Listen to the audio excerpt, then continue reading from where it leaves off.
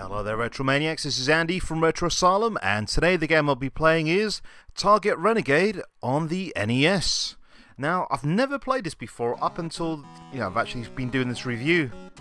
Now, I was a big fan of Target Renegade on the 8-bit computers, on the Spectrum and the Amstrad, and I hate to say the C64 did suck, it was horrible. I know I'm going to get a lot of feedback from that going, no, the C64 version was good. It wasn't, guys, honestly. Play it again and you'll see that it's inferior to the Amstrad and the ZX Spectrum version. But anyway, we're here to talk about the NES version of Target Renegade. Now, it's a very different sort of game, actually. It's done by Taito there. Okay, ready to rumble? Mr. Big has got your brother. Go get him. Good luck, kid. Now, listen to some of that music. How amazing is that music? I think this music was actually done by Tim Follin from the 8-bit days on the computers.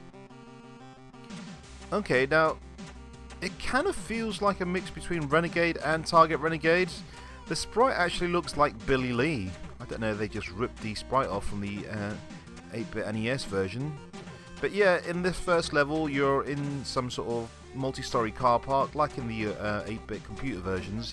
But unlike the other versions, in this version you fight against Bret the Hitman Hart and his clones. Now, someone mentioned that on Twitter, which made me think, you know what, I want to play this game, guys. And it's not a bad game, but it's not as good as the 8-bit computer versions. But I tell you what, though, the music is superb. Have a listen to that, guys.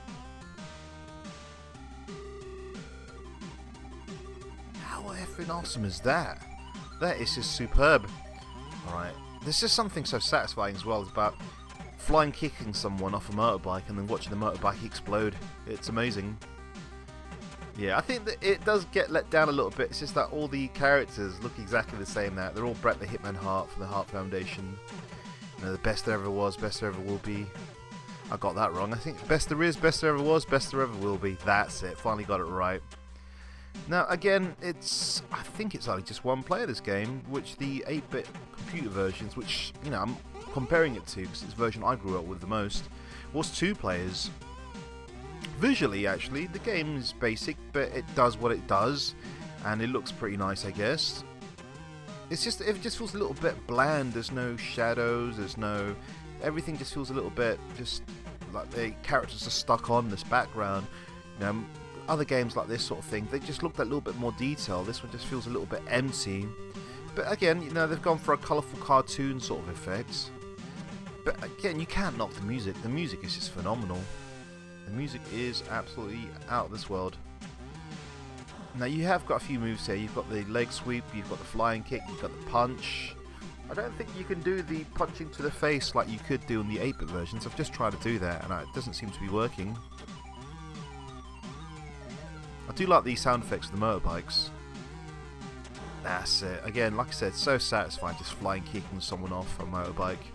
It would be amazing if you could do that in real life and just the motorbike would explode. You'd have to do that once. You'd probably go to prison for it, but you know what? It'd look cool. Again, it's not the most difficult game. You only get a certain amount of characters on screen at the same time. I don't know how far I am going to get on this game. In the 8-bit computer versions, I think there was 3 layers of things in the car park that you had to go down the lift and eventually answer the phone. Oh, and that's me dead. Right, so what, guys, I'm gonna let you guys enjoy this music and type in my name. How amazing is this music though? Tim Follin was a genius when it came to sort of music. I never realised before that he actually did the music to this game. Ooh, I know what I'm going to do. I'm going to delete this. Now, some of you may know, I have got a website. Can you guess what that website is called? Yep, that website is called retroasylum.com. We've got site news, video reviews, we've also got an amazing forum that I recommend that you guys check out. And every Friday, we've got the Retro Asylum podcast. There's about 10 podcast hosts, and we each cover different things, all from the 8-bit eras till like the Dreamcast era, and we talk about games, companies, and loads of different things. Alright guys, hopefully you've enjoyed that. I'll see you next time. Goodbye.